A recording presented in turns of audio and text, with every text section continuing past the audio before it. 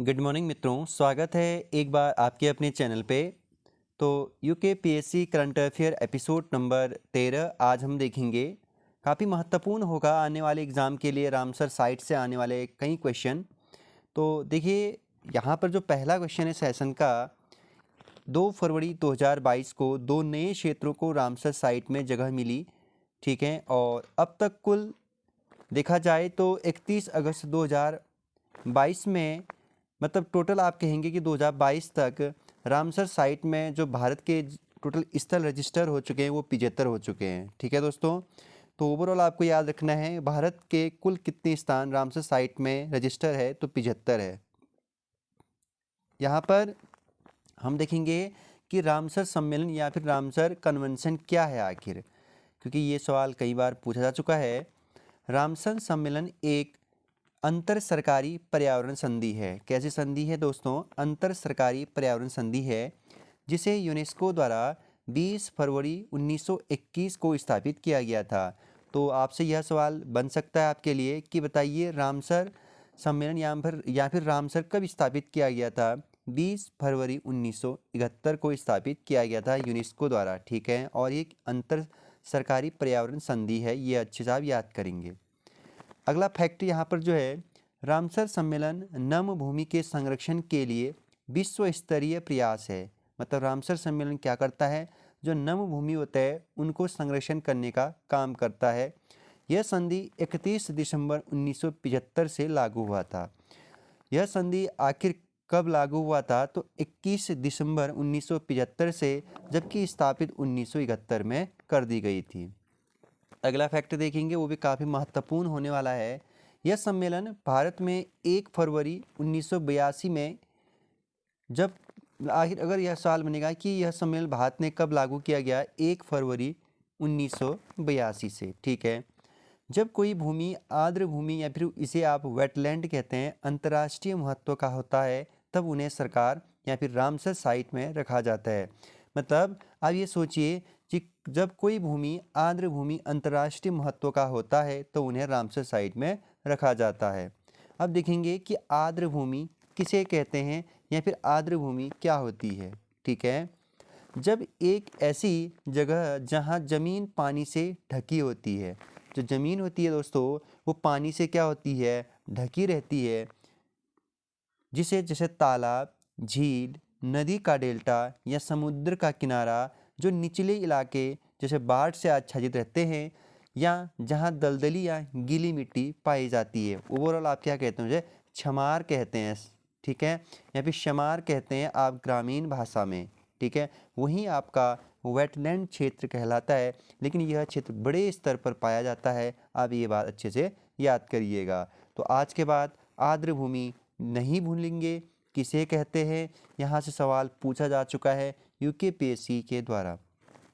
ठीक है, यहाँ पर अगला है, Shallabugh wetland conservation reserve Jammu Kashmir 2022 को शामिल किया गया था। ये पूछा जा चुका है, इसीलिए मैंने यहाँ पर रजिस्टर कर रखा है। ठीक है, अगला यहाँ पर जो एग्ज़ाम की पॉइंट है रामसर साइट से करंट अफेयर के अकॉर्डिंग।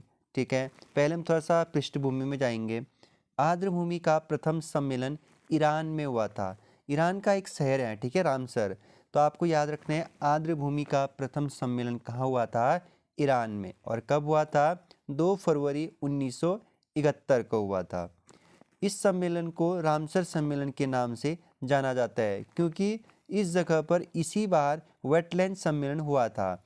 मतलब पहली बार वेटलैंड सम्मेलन कहाँ हुआ था? रामसर नामक स्थान जो ईरान में है, और वेटलैंड सम्मेलन हुआ था, इसीलिए रामसर साइट नाम से जाना जाता है। यह शहर कैस्पियन सागर में बसा है। ईरान किसके बगल में बसा है? कैस्पियन सागर। ओके, विश्व का द्वितीय रामसर स्थल कोवर्ग प्रायद्वीपीय, ठीक है, 1974 में स्थापित किया गया। सबसे ज़्यादा रामसर साइट यूनाइटेड किंगडम के रजिस्टर है 175। मोस्ट इम्पॉर्टेंट, बताइए किस देश के सबसे ज़्यादा रामसर साइट स्थल क्या है, रजिस्टर है? तो यूनाइटेड किंगडम 175। वही द्वितीय स्थान पर मैक्सिको है। मैक्सिको की जो रामसर साइट में स्थल है वो 142 है।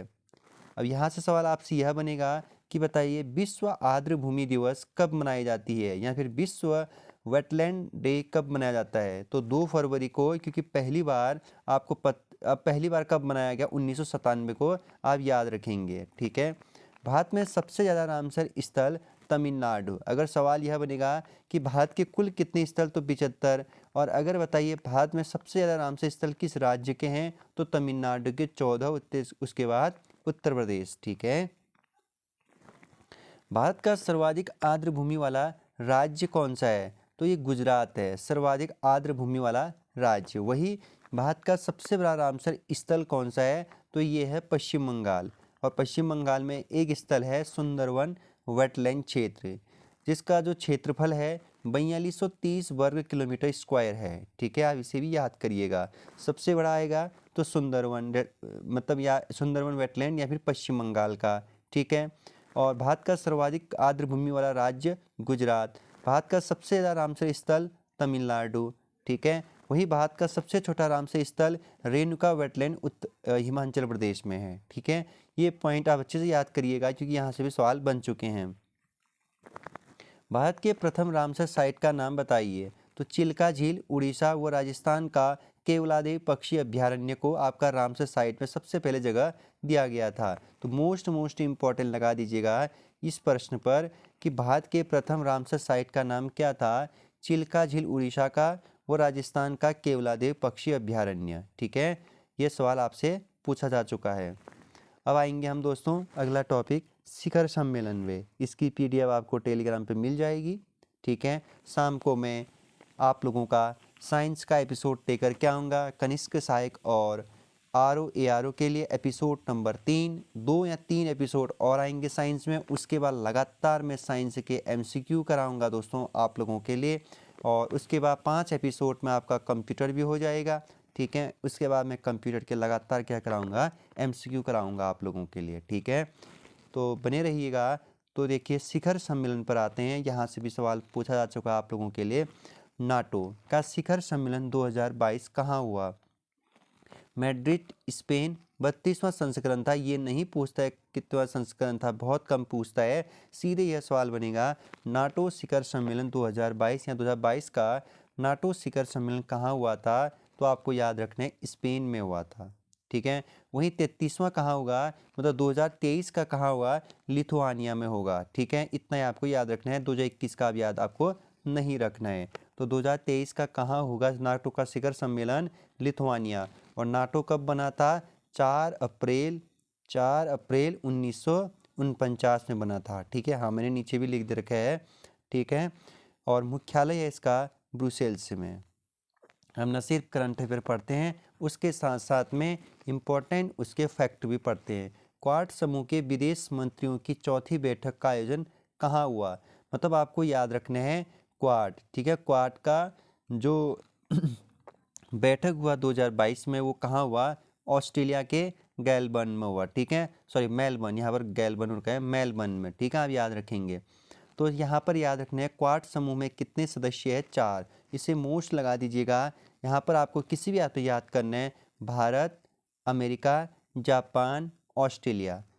क्वाड में कितने देश हैं दोस्तों, 4। Bharat, America, Japan, Australia. ठीक है। अगला प्रश्न हम लोग देखेंगे ब्रिक्स। ठीक है, कि 2022 की अध्यक्षता किस देश ने की। ओवरऑल आप ये सवाल ऐसे बन सकता है कि बताइए ब्रिक्स का सम्मेलन 2022 में कहाँ हुआ, तो चीन में हुआ था। कहाँ हुआ था, चीन में। और ये 14वां संस्करण था। आप यहाँ पर संस्करण को याद करें क्या। हाँ, और आपसे यह सवाल भी नहीं बनेगा 2021 का कहाँ हुआ था, तो ये भारत में हुआ था। बस हिंट के तौर पर याद रखना। ठीक है।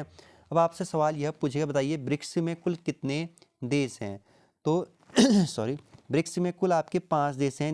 यहाँ पर देखिए वर्ड में BRICS से क्लियर हो जाएगा। ब्राज़ील, रूस, इंडिया, साउथ अफ्रीका। ठीक हो गया दोस्तों। और एक है आपका इस यहाँ पर कितने हो गए, 1 2 3 4, और एक यहाँ पर है चाइना। ठीक है, यहाँ पर एक कौन है, चाइना। ठीक है, इसे आप जरूर याद रखिए, C से चाइना हो जाएगा। ठीक, तो ब्रिक्स में कुल कितने देश हैं, 5। इसे आप याद रखिएगा। ठीक, और दक्षिण अफ्रीका 2010 में क्या हुआ था, आपका शामिल हुआ था। ठीक है, इसे आप जरूर याद रखिएगा। इसके बाद अगला जो प्रश्न यहाँ पर इम्पोर्टेंट, शंघाई सहयोग संगठन जिसे आप SCO कहते हैं, क्या कहते हैं, SCO का शिखर सम्मेलन 2022 कहाँ हुआ था? इसे आप इम्पोर्टेंट लगाइएगा। ये हुआ था उज्बेकिस्तान में। कहाँ हुआ था? उज्बेकिस्तान में, ठीक है।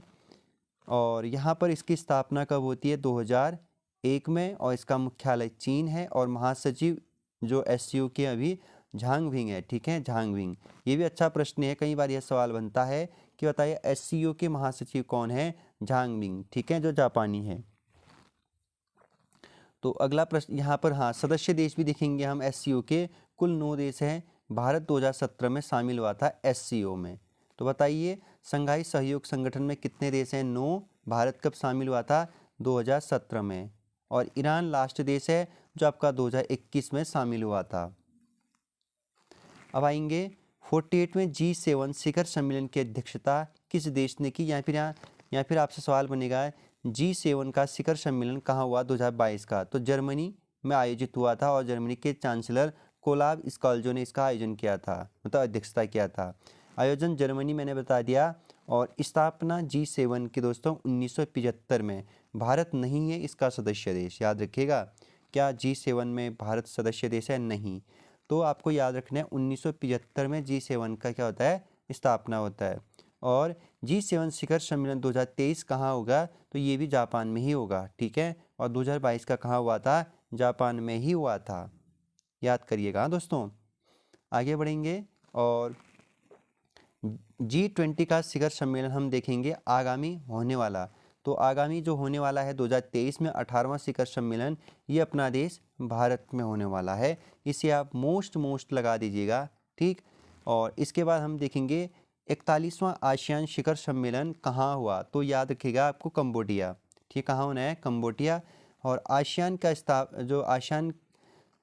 का स्थापना होता है वो 8 अगस्त 1967 को। ये लगा दीजिएगा इम्पोर्टेंट। आसियान शिखर सम्मेलन या फिर आसियान की स्थापना कब होती है? तो 8 अगस्त 1967 में, ठीक है। और इसके महासचिव हैं लिमजाक होई। कौन है? लिमजाक होई। अगला है दोस्तों 34वां अपेक्स शिखर सम्मेलन 2022 कहाँ हुआ? तो आइलैंड में। कहाँ हुआ? आयरलैंड में, सॉरी, थाईलैंड में। कहाँ हुआ? थाईलैंड में, ठीक है, याद करिएगा। और स्थापना अपेक की तो 1989 में। सदस्य 21 नहीं पूछा जाएगा, अपेक आपसे पूछा जा सकता है स्थापना 1989 में। अगला है सार्क सम्मेलन 2022। क्या दोस्तों? सार्क सम्मेलन 2022 कहाँ हुआ? तो पाकिस्तान। मोस्ट लगा दीजिएगा सार्क सम्मेलन, ठीक है। और सार्क आपसे पूछा जा सकता है कि कुल कितने देश हैं? सार्क में 8। इसकी स्थापना 1985 में की जाती है, इसे आप जरूर याद रखिएगा। और इसका जो मुख्यालय है ये काठमांडू में है, और इसका जो नींव रखा गया था ये ढाका में रखा गया था, ठीक है।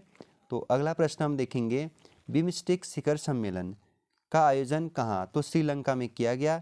इसका मुख्यालय है आपका ढाका, और सदस्य इसमें 7 है, और इसकी स्थापना 1997 में की जाती है बिमस्टेक की। आपसे सवाल यह बनेगा, बताइए बिमस्टेक शिखर सम्मेलन 2022 कहाँ? तो श्रीलंका में। और आपको याद रखना है कि स्थापना इसकी 1997 में। बस इतना ही, 2 ही पॉइंट आपको याद रखना है बिमस्टेक में।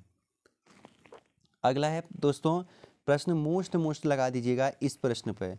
COP27 जलवायु शिखर सम्मेलन की मेज़बानी किस देश के द्वारा की गई? तो याद रखिएगा COP27 जलवायु शिखर सम्मेलन की मेज़बानी मिस्र देश ने किया था 2022 में। अब आपसे सवाल बनेगा कि बताइए COP28 शिखर सम्मेलन कहाँ होना है?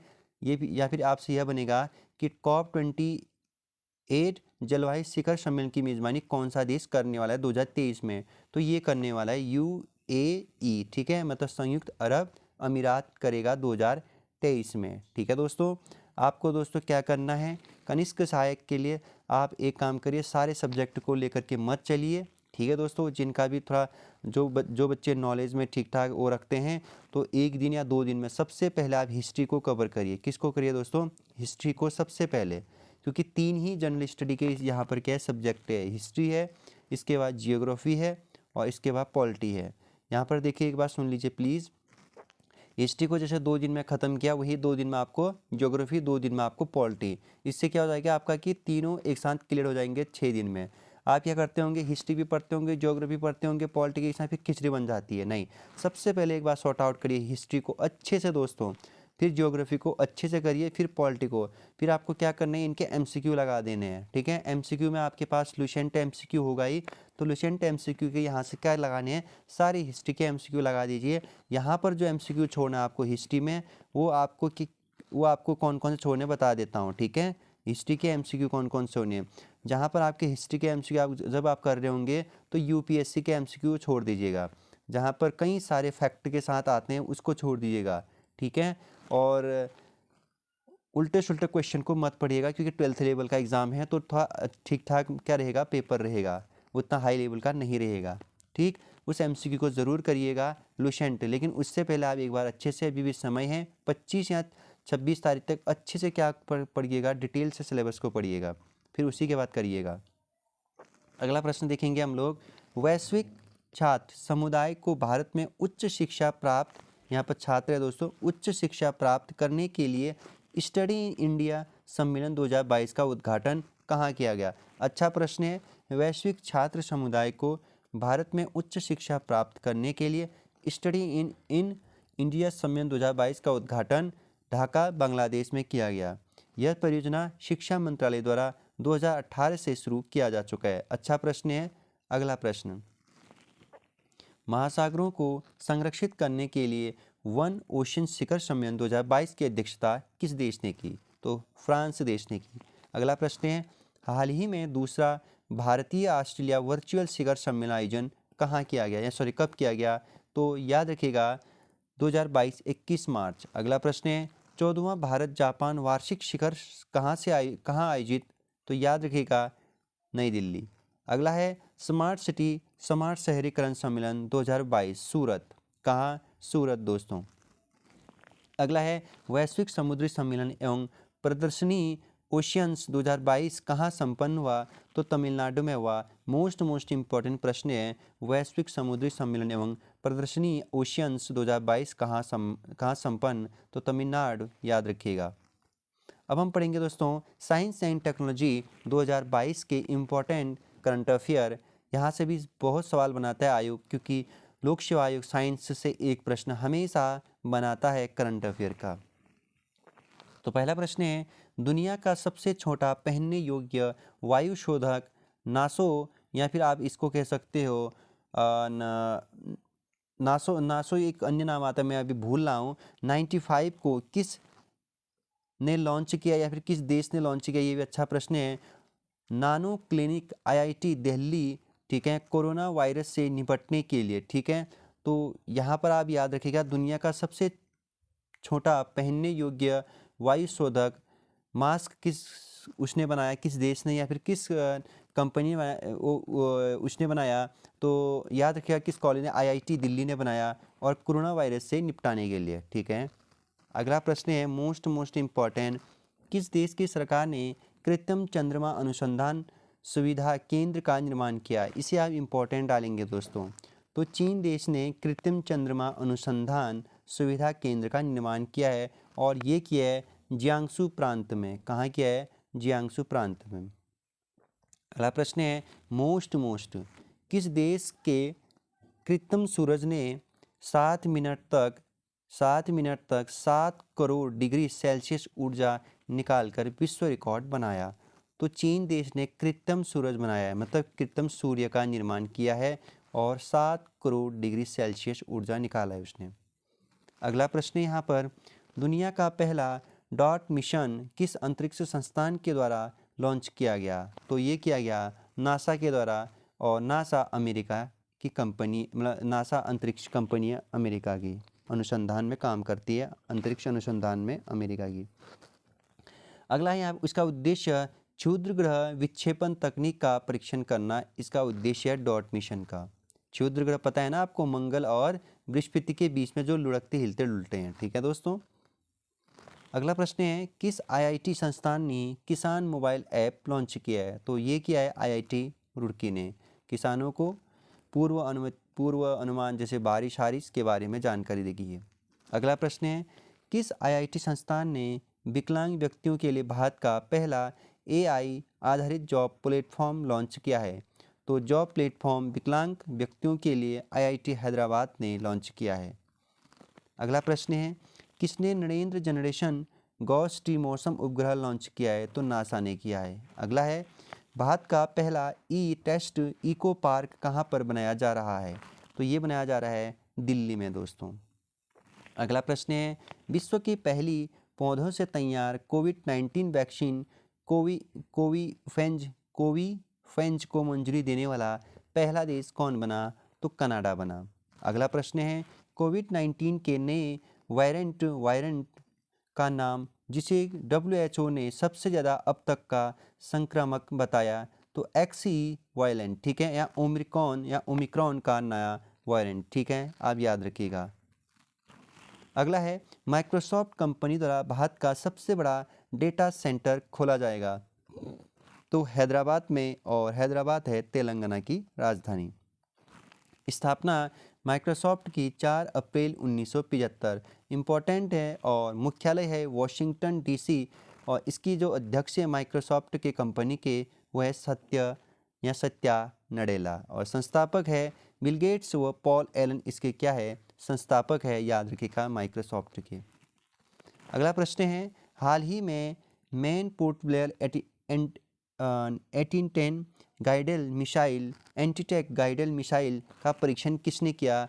तो DRDO ने। अगला प्रश्न है, भारत का पहला artificially intelligence and robotics technology park, important प्रश्न लगा दीजिएगा, भारत का पहला artificial intelligence and robotics technology park कहाँ तो बनाया जाएगा? तो बंगलुरु, याद रखिएगा, कर्नाटक की राजधानी। अगला प्रश्न है, DRDO द्वारा ब्रह्मोस सुपरसोनिक क्रूज मिसाइल का परीक्षण कहाँ किया गया? तो अंडमान व निकोबार द्वीप समूह में।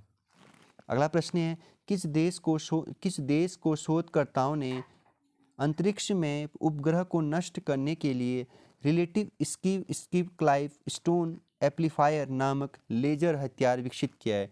तो चीन ने। मतलब आप ये सोचिए कि चीन देश ने उपग्रह को नष्ट करने के लिए आपका एक हथियार विकसित किया है, ठीक है।